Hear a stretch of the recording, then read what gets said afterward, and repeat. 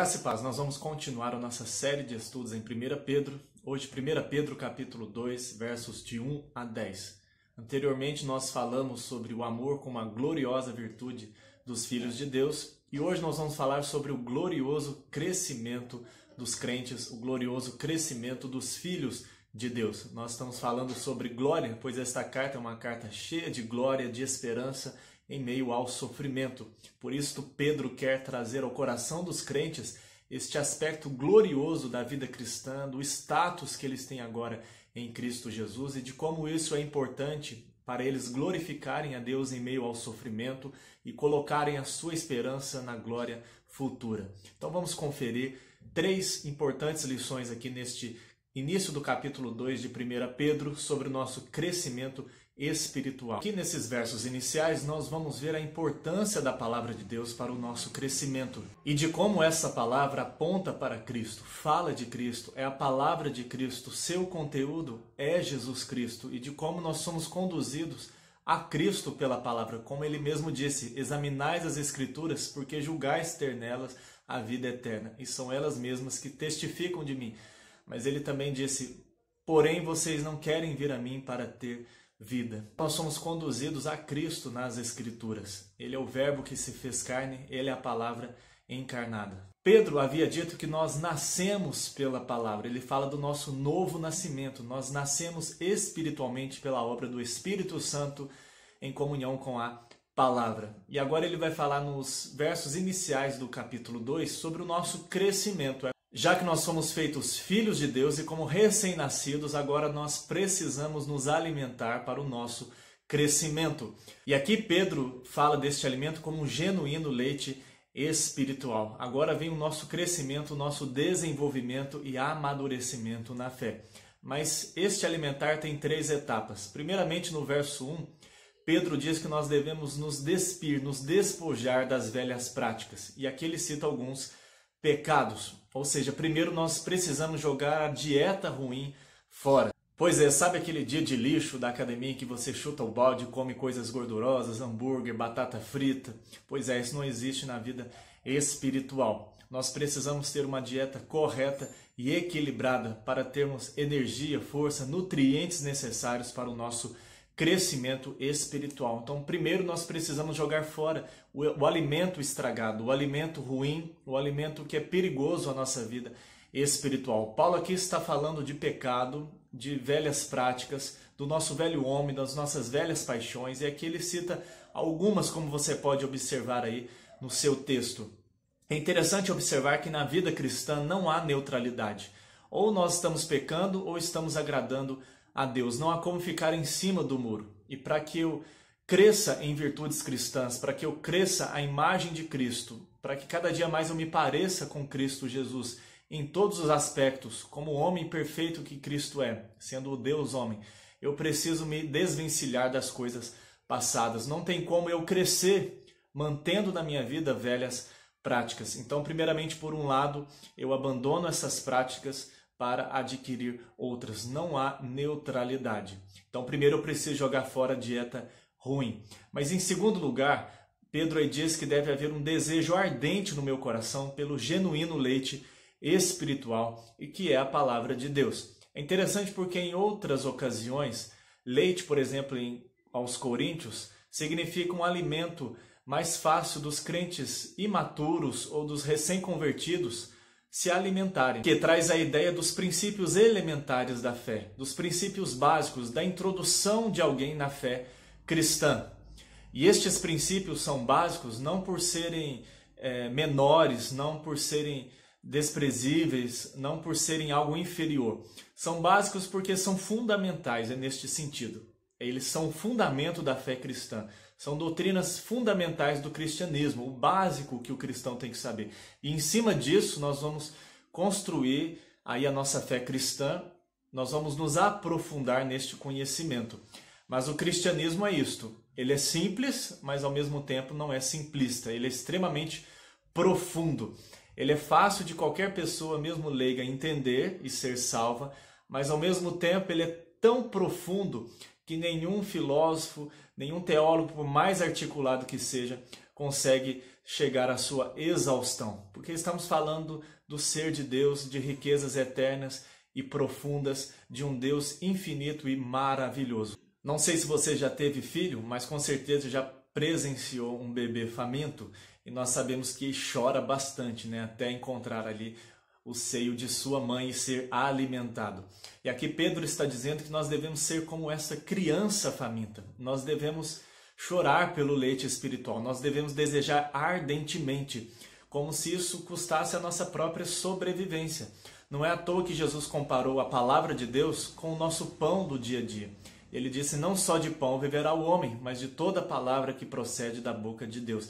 Jesus está dizendo, assim como o pão físico é vital para a nossa vida física, a palavra de Deus é vital para a nossa vida espiritual. E aqui Pedro está dizendo que este leite espiritual, que é a palavra de Deus no seu todo, este leite é fundamental para o nosso crescimento, para a salvação. É interessante porque nós fomos salvos de uma vez por todas na cruz de Cristo. Esta salvação é aplicada a nós pelo Espírito Santo e também pela palavra, pelo chamado eficaz de Deus, pela obra do Espírito aplicando a obra de Cristo em nós. Mas nós também estamos sendo salvos pelo processo de santificação, da perseverança de Deus em nós, de Deus nos conformar à imagem de Cristo, de nós nos aprofundarmos no relacionamento com Deus, de aprendermos as virtudes cristãs, de Deus nos preparar para o céu. E nós seremos também salvos com a ressurreição do corpo e com a nossa glorificação. Então a salvação é um pacote completo e a palavra de Deus tem um papel fundamental para o nosso crescimento na salvação. E no verso 3, citando aí provavelmente o Salmo 34, ó provai e vede que o Senhor é bom, aqui Pedro diz: se é que tendes provado que o Senhor é bondoso. O se é aqui não é simplesmente uma possibilidade. É uma expressão que pode ser traduzida também por já que, uma vez que. Ou seja, vocês têm provado que o Senhor é bom. E a palavra aqui pode ser também degustar, experimentar. E Pedro está falando de experimentar do Senhor, da sua bondade. Ou seja, pela palavra de Deus nós experimentamos da bondade do próprio Senhor. Porque Cristo é a palavra. Então degustar da palavra é degustar de Cristo. O próprio Senhor Jesus disse que a lei, os profetas e os salmos falam dele. Então, quando nós nos alimentamos da palavra de Cristo, nós estamos nos alimentando do próprio Cristo e provando, degustando de que o Senhor é bom, degustando da sua bondade, das suas graças, degustando do próprio Cristo que nos é comunicado na palavra. Por isso que o salmista diz que a palavra de Deus é mais doce do que o mel e o destilar dos favos. Então, em primeiro lugar, nós precisamos nos alimentar do Cristo da palavra, jogando a velha dieta fora, desejando ardentemente o verdadeiro e genuíno leite espiritual, que é a palavra, e degustando, experimentando do próprio Cristo, provando que o Senhor é bom. Nós não só nos alimentamos de Cristo pela palavra, mas Pedro também vai nos ensinar aqui que nós somos edificados no Cristo da palavra, no Cristo das Escrituras. Pedro sai da ilustração de família e de filhos para se referir agora a um edifício, uma clara referência aqui ao templo do Antigo Testamento. E Pedro diz que nós devemos nos achegar, que nós nos acheguemos a Cristo, que é a pedra eleita, a pedra preciosa, a pedra angular, a pedra fundamental. E ele diz que esta pedra é rejeitada pelos homens, mas eleita e preciosa para Deus. E aqui Pedro diz que Cristo é uma pedra viva, ou seja, é algo orgânico, não é um edifício simplesmente físico. Pedro não está se referindo aqui a templos feitos por mãos humanas. Sabemos como os homens gostam de construir templos, de fazer monumentos e de muitas vezes confundir a igreja, o povo de Deus, com construções. É claro que não há nada de errado em termos um lugar confortável, gostoso para nos reunirmos, mas não podemos nos esquecer que a igreja somos nós, o corpo de Cristo. E é claro que é importante o ajuntamento, o culto solene, a comunhão e o congregar, pois a expressão máxima de sermos igreja é estarmos juntos cultuando a Deus. Cristo, esta pedra viva, traz a ideia de algo orgânico, vivo. Está vivo, ele venceu a morte e ele comunica vida aos seus, aqueles a quem ele salva e une a ele por esta maravilhosa salvação, aqueles que já estão unidos a ele antes mesmo da fundação do mundo e são chamados a esta comunhão pela sua obra na cruz e pela obra do Espírito Santo. Então estamos falando aqui não de um templo como do Antigo Testamento, que era uma sombra e um tipo do verdadeiro templo que é Cristo e a igreja em Cristo Jesus. No verso 5, Pedro vai dizer que nós, os cristãos, os crentes em Cristo Jesus, são pedras vivas. Cristo é a pedra fundamental, aquela pedra que era colocada no fundamento, na base, ali na esquina da construção, para não só sustentar a construção, mas também guiar as paredes.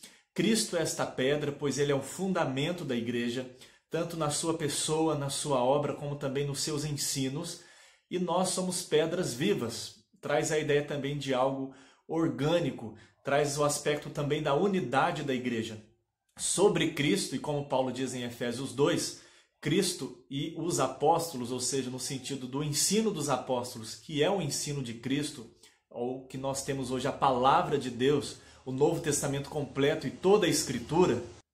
Sobre Cristo, nós somos estas pedras, e cada um de nós, crentes em Cristo Jesus, somos como estas pedras. Isto traz a ideia não só de que Cristo é o fundamento, mas também da unidade da igreja. E poderíamos aí dizer, né, que o Espírito Santo é esta argamassa que nos une uns com os outros, e todos nós precisamos uns dos outros. Afinal, não somos um templo sozinhos. Sozinhos nós somos apenas uma pedra, mas quando colocados sobre Cristo e uns sobre os outros, nós somos um edifício. Uma pedra sozinha é apenas uma pedra, mas quando essas pedras são ajuntadas por alguém inteligente, que tem um planejamento, que tem um propósito, nós nos tornamos, como Pedro diz aqui, uma casa espiritual, que é a igreja. E o propósito disso, Pedro diz que é sermos sacerdócio santo, a fim de oferecermos sacrifícios espirituais por meio de Cristo Jesus.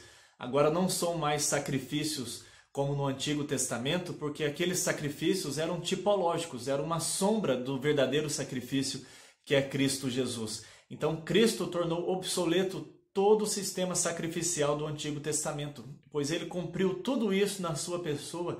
Em um ato ali na cruz, como sacerdote e como oferta perfeita, ele se entregou de uma vez por todas, é o que nos diz Hebreus.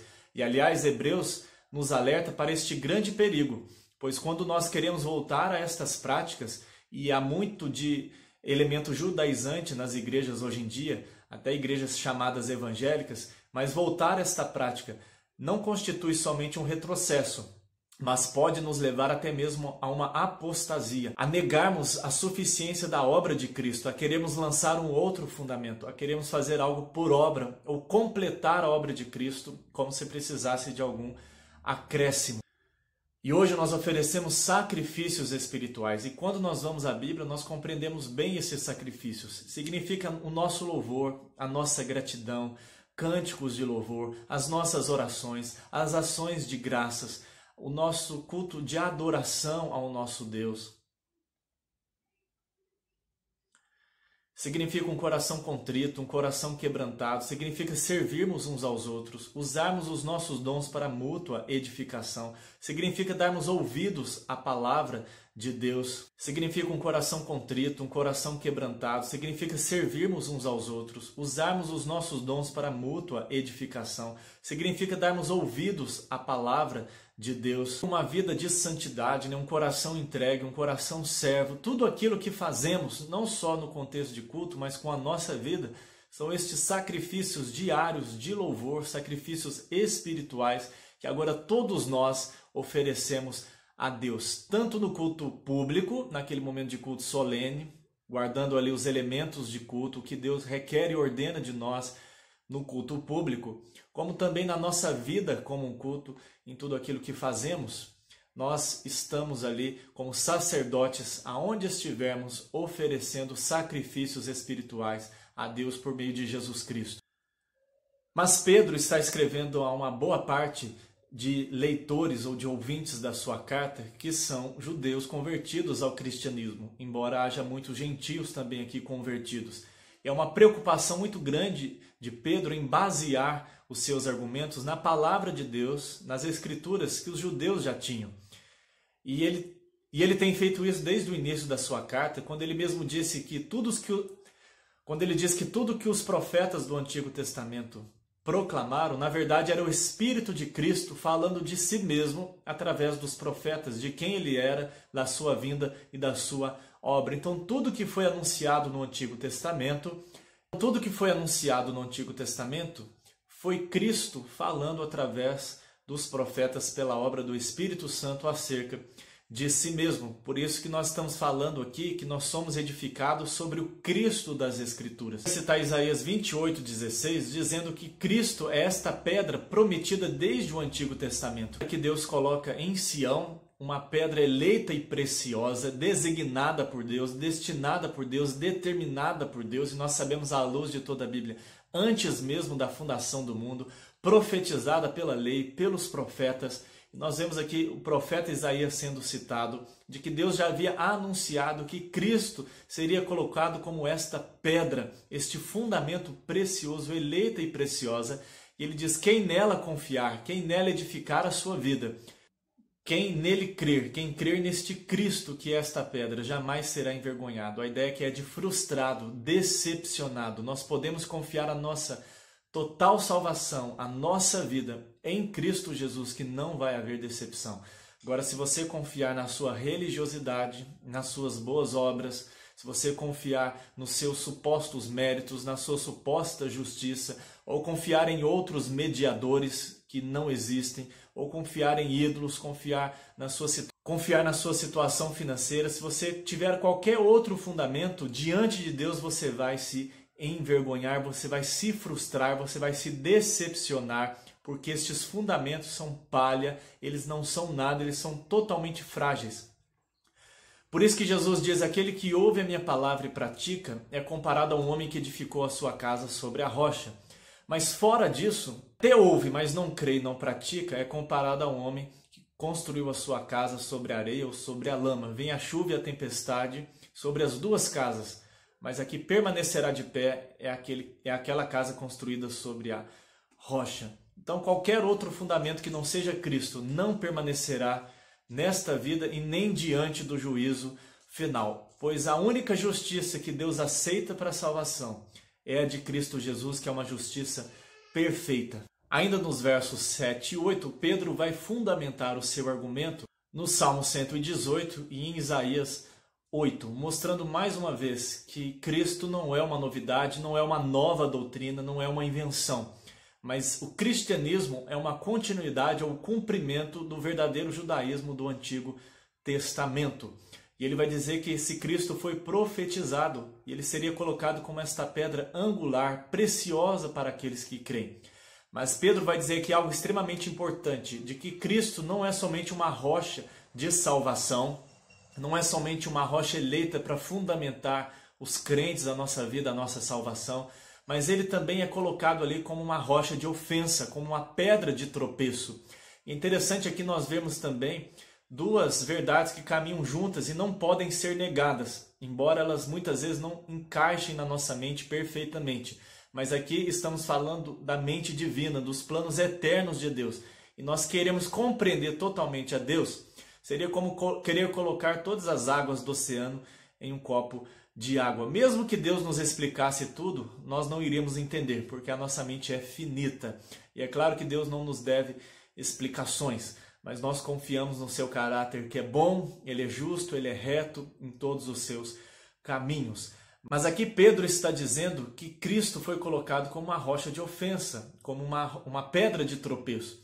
E por quê? Porque devido à religiosidade de muitos dos judeus, dos hipócritas, por exemplo, dos fariseus, da liderança religiosa daquela época, muitos judeus construíram uma ideia de Messias mais político, mais terreno, militar, que viria devolver os territórios de Israel, devolver a paz, implantar um reino.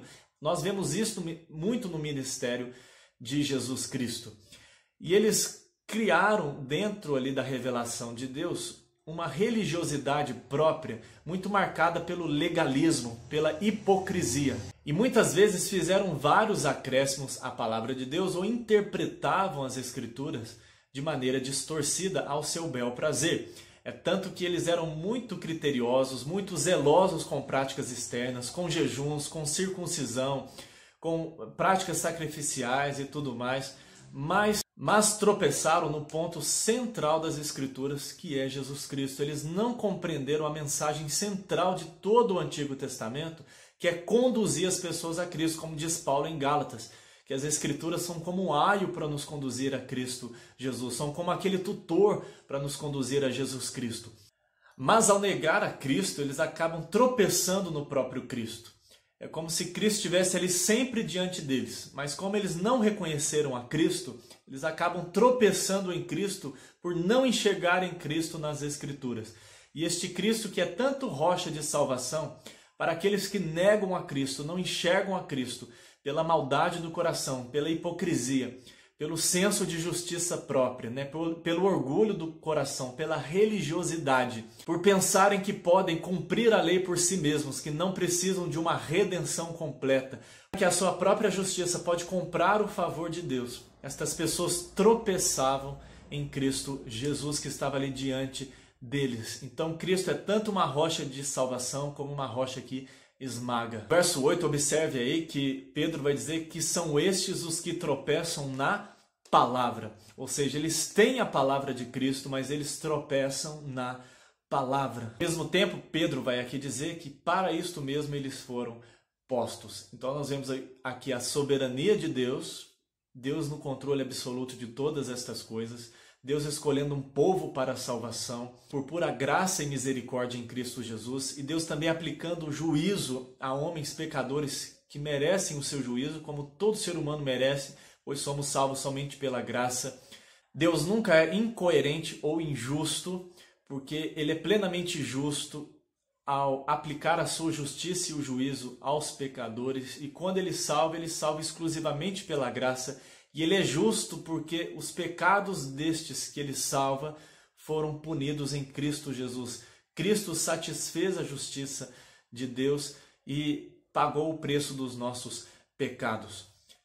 Então aqui nós vemos a soberania de Deus por um lado, mas também a responsabilidade. Eles tropeçam na palavra. Quem tropeça não é Deus, quem tropeça é o homem pecador que não reconhece a Cristo, e é responsabilidade dele não reconhecer a Cristo, porque o pecado que o cega é responsabilidade própria de cada um de nós. Deus nunca é incoerente ou injusto, porque Ele é plenamente justo ao aplicar a sua justiça e o juízo aos pecadores, e quando Ele salva exclusivamente pela graça, e Ele é justo porque os pecados destes que Ele salva foram punidos em Cristo Jesus. Cristo satisfez a justiça de Deus e pagou o preço dos nossos pecados. Então aqui nós vemos a soberania de Deus por um lado, mas também a responsabilidade. Eles tropeçam na palavra. Quem tropeça não é Deus, quem tropeça é o homem pecador que não reconhece a Cristo, e é responsabilidade dele não reconhecer a Cristo, porque o pecado que o cega é responsabilidade própria de cada um de nós. Mas voltando aqui ao fio da meada, o que Pedro está dizendo é que o Cristo das Escrituras é o fundamento sobre o qual a igreja se edifica e sobre o qual nós devemos edificar a nossa vida. Então nós nos alimentamos de Cristo pela palavra e somos edificados no Cristo da palavra, no Cristo das Escrituras. Cristo não é uma novidade, não é um plano de última hora, mas as próprias Escrituras falam de Cristo Jesus, que é esta rocha de salvação, mas também é rocha de tropeço para aqueles que não se humilham e não se colocam diante de Deus. E aqui nós enxergamos que a igreja é o verdadeiro Israel de Deus. Os filhos de Abraão não são necessariamente os de carne e sangue, como a palavra de Deus já nos diz, mas são os filhos espirituais. E é claro que a igreja é composta tanto de judeus como de gentios. Isso a gente vê desde o Antigo Testamento, com a inserção de muitos gentios e também a reprovação de muitos judeus que eram circuncidados na carne, mas não eram circuncidados no coração. Se Deus tem um plano final para Israel, isso tem um outro assunto, mas o fato é que o verdadeiro Israel de Deus é composto de povos agora de todas as raças, tribos e nações edificados sobre Cristo Jesus. Se em primeiro lugar nós nos alimentamos de Cristo pela palavra, em segundo lugar nós somos edificados no Cristo da palavra, em terceiro lugar nós devemos proclamar a palavra de Cristo. Pedro primeiro falou num contexto de filhos e de família, devemos desejar ardentemente o genuíno leite espiritual. Depois ele vai para um contexto de templo, de pedras, de um edifício que é o povo de Deus edificado sobre Cristo para glorificar a Deus. Por fim, Pedro vai para um contexto nacional. Pedro vai dizer que nós somos nação santa, povo de propriedade exclusiva de Deus, que nós somos sacerdócio real. Cristo é o rei e nós somos o seu reino de sacerdotes.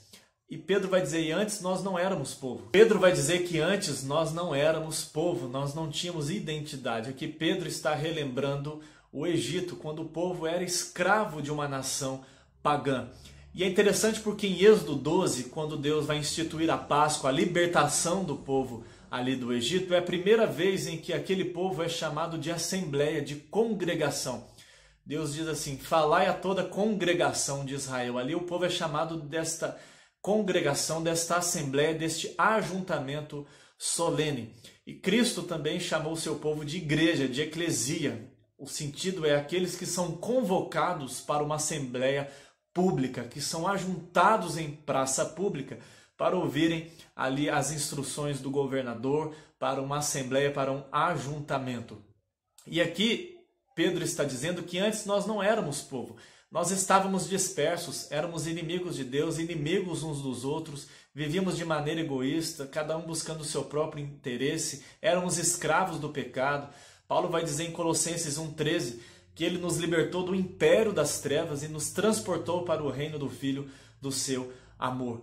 Mas com a graça de Deus, com a chegada do Evangelho na nossa vida, com a obra do Espírito Santo, nos fazendo nascer na família de Deus, nos dando o leite espiritual que é a palavra, nos edificando sobre Cristo, hoje nós somos um povo. Pedro aqui então está dizendo que nós somos agora povo de propriedade exclusiva de Deus, nós somos a nação de Deus, nós somos um sacerdócio real. Se Cristo é rei, nós somos os seus sacerdotes. Aqui nós temos uma doutrina maravilhosa que foi redescoberta na Reforma Protestante, muito enfatizada pelos reformadores, de que todo crente é um sacerdote.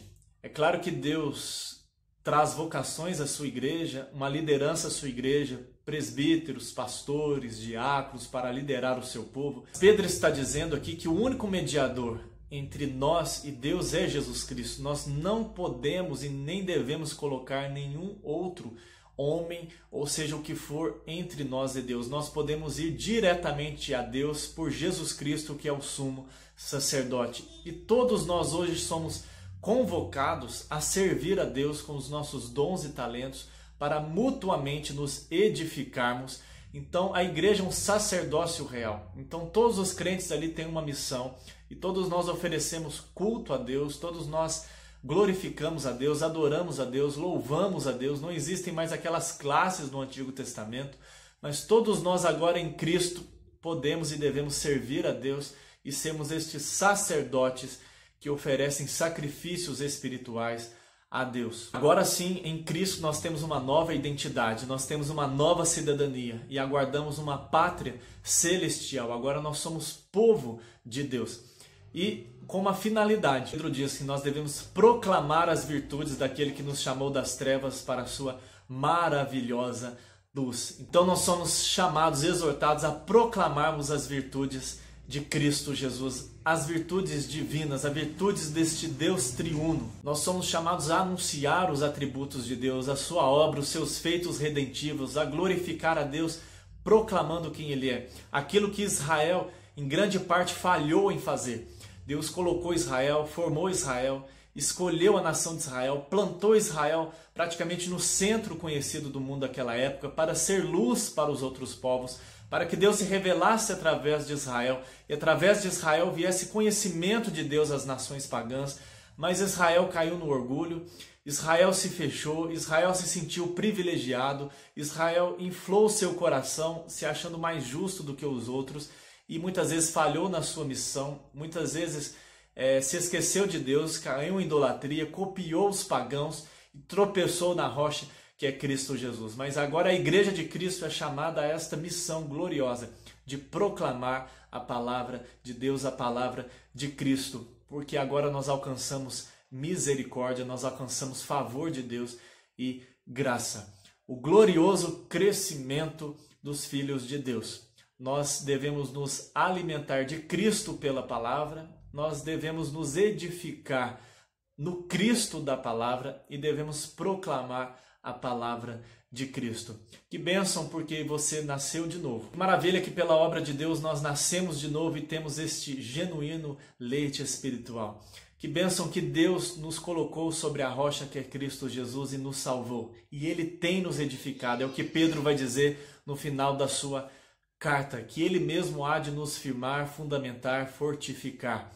Mas também a nossa responsabilidade, não lançar outro fundamento, mas crescer na doutrina de Cristo e dos apóstolos, aplicando a nossa vida para o nosso crescimento espiritual e assim adorarmos a Deus com sacrifícios espirituais. E também faz parte desse crescimento proclamar a palavra de Cristo.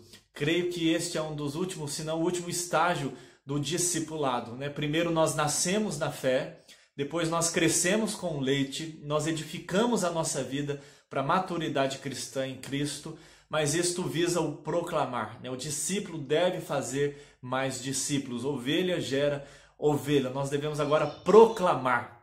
Então sempre que você discipula alguém, você deve pregar a palavra para que pela graça de Deus ele nasça de novo. Você deve dar o verdadeiro, genuíno leite espiritual para o seu crescimento. Ele deve também encontrar ali o seu papel como pedra viva para oferecer sacrifícios espirituais a Deus. Mas ele também deve ser treinado para proclamar as virtudes de Deus. Que bênção este glorioso crescimento espiritual dos filhos de Deus. Que Deus nos ajude dia a dia mais a crescer para a sua glória. E você, como se encontra nisto aí? Você tem se alimentado desse verdadeiro leite espiritual?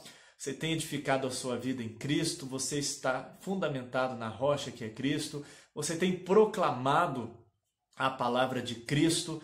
Ou você tem sido omisso? Porque é para isso que você foi chamado, é a sua prioridade.